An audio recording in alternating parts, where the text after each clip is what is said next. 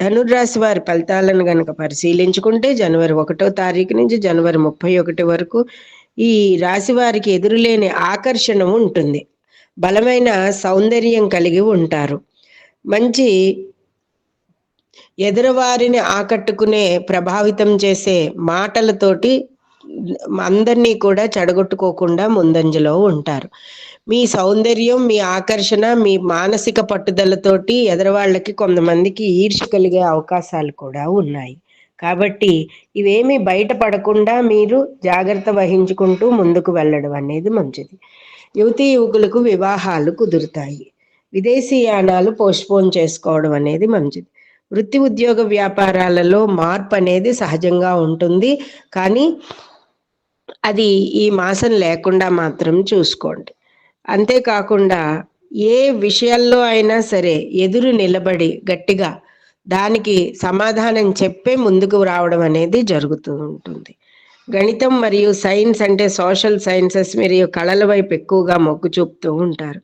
జీవితంలో ఆచరణాత్మక అంశాల గురించి ఎక్కువ ప్రాధాన్యత ఇస్తారు.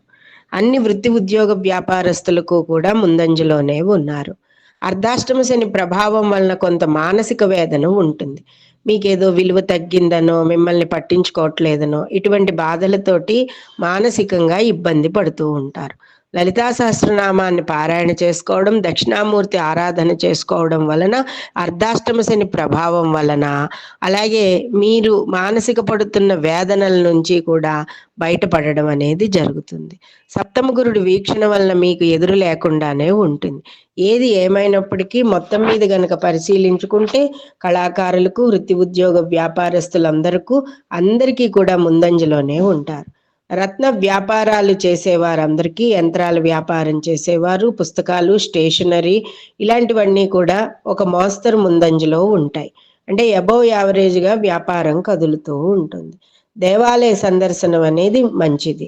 ఎందుకంటే చతుర్థంలో గురుడు మీనరాశిలో శని సంచారం మూలంగా శీఘ్రమే మనకి వరములిచ్చే దత్తాత్రేయ ఆరాధన చాలా విశేషంగా చేసుకోవడం మంచిది. లలితా శాస్త్రాన్ని 3 పూటలా పారాయణ చేసుకోవడం. షేర్ మార్కెట్ వ్యవహారంలో జాగ్రత్తగా ఉండండి. మీరు ఎంత మౌనంగా ఉంటే మీరు అంత మంచిని, విజయాన్ని సాధిస్తారు.